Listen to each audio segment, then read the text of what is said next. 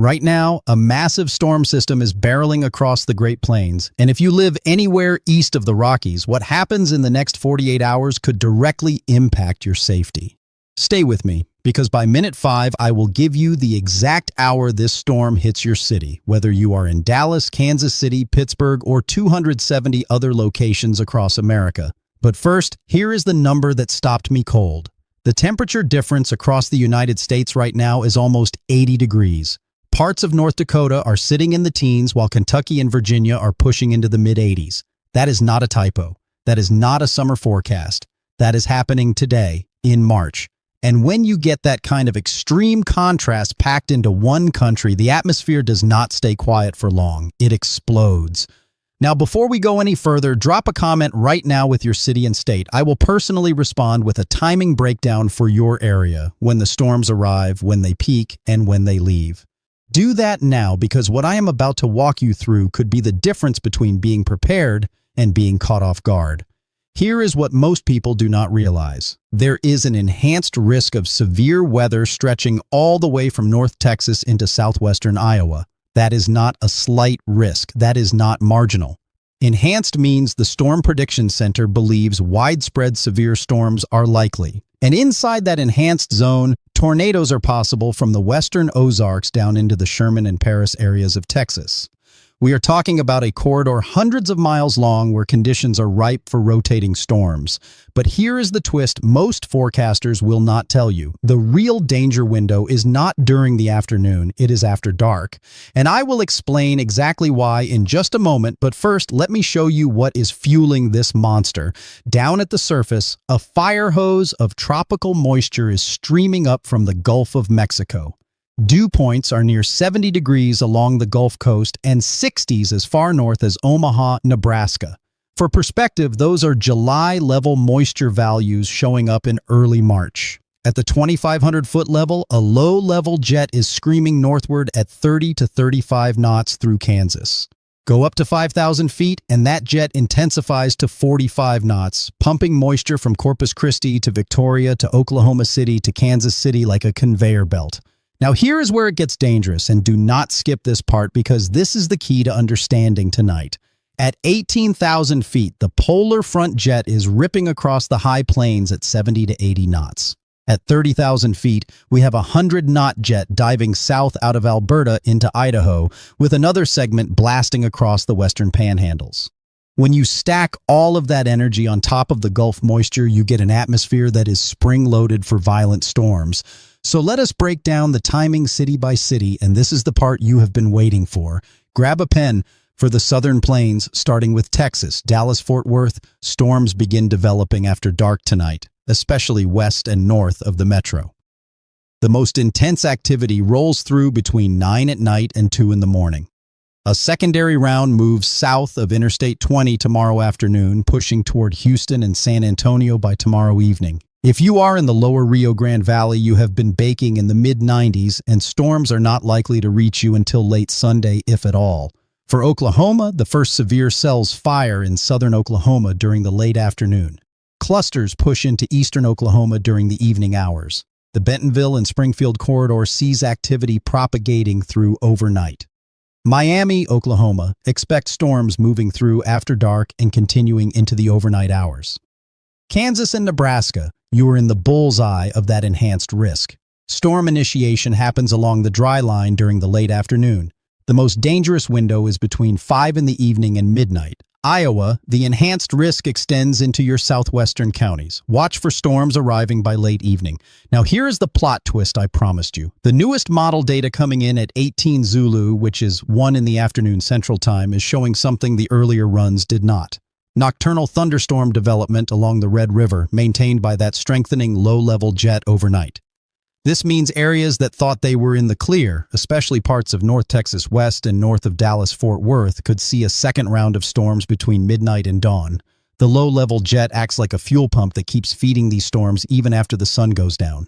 Do not miss what comes next, because tomorrow the threat shifts and an entirely new set of cities comes under the gun. For Saturday, everything shifts east and south. A slight risk extends from central Texas into northern Mississippi, and a separate slight risk pops up in western Pennsylvania and western New York. Tornadoes remain possible in the southern Mississippi River Valley, though the probability is lower than today. The main threat becomes damaging wind, but Texas from Dallas to Houston to San Antonio could see large hail. For the Ohio River Valley and the Northeast, here is your timeline. A frontal system stretches from the Atlantic into Virginia and the southern Great Lakes. Today, temperatures range wildly from the 30s in Maine to the 80s in the Ohio River Valley. Charleston and Huntington, West Virginia, you are sitting at 80 degrees right now in March. Washington, D.C. hit 54, New York City 43, Boston 34. Tomorrow, precipitation moves in from the west across a wide area, intensifying tomorrow night. The upper Ohio Valley into western Pennsylvania and western New York faces a slight risk of severe weather, including a low-end tornado threat. Damaging wind is the primary concern. Most of this rain clears out by Sunday. Eastern Maine, you have winter weather advisories Saturday morning for mixed precipitation, ending by 1 in the afternoon. For the southeast, today felt like early summer. Highs in the 80s nearly everywhere. Fort Myers pushing close to 90. Organized storms move in from Arkansas and northern Louisiana, pushing through much of the southeast tomorrow and tomorrow night. Florida, you stay mostly dry even through Sunday. Everything fizzles out by Monday. Now let me hit the northern plains and the west because there is a completely different battle happening there. Winter storm warnings are posted for the Colorado Front Range until midnight. 4 to 10 inches of snow, mostly above 9,000 feet. Denver expects about 2 inches, tapering off by tonight. Winter weather advisories stretch from northern Nebraska into Minnesota with mixed precipitation and up to 2 inches of snow. The high plains are brutally cold tonight, teens and 20s. Meanwhile, the Midwest sits in the 40s and 50s with some 60s further east. That contrast is what keeps this storm machine running. Out in the southwest, high wind warnings are in effect in the San Gabriel Mountains around Los Angeles until 3 in the afternoon Saturday, with northeast winds gusting to 55 miles per hour. All of the Los Angeles area except downtown to Long Beach is under wind advisories. Southern Nevada, the Mojave Desert, and the Kingman area face north winds gusting to 45 miles per hour today through tomorrow. That wind pattern tells you cold polar air is pushing south. The Pacific Northwest is cool with lots of 40s on the map, 50s along the coast. Central Montana is under a high wind watch for Saturday and Sunday with west winds gusting 60 to 70 miles per hour. The Montana Rockies could see gusts up to 100 miles per hour at higher elevations. Rain moves through coastal areas today into tonight with more coming Sunday, and some of that turns to snow in the Bitterroots. Alaska, winter storm warnings are posted across the southern part of the state, particularly on the western Kenai Peninsula. Interior temperatures are near or below zero, getting colder as you approach the Brooks Range. Here is what I need you to understand about the week ahead. After this system clears, do not let your guard down. A Pacific and Canadian system moves into the northern and western United States early next week. There is also a wild card, a cutoff low from Baja California moving into northern Mexico that could throw a curveball into the Texas forecast by midweek. That system is not well handled by the models yet, so I will have a full update on Monday.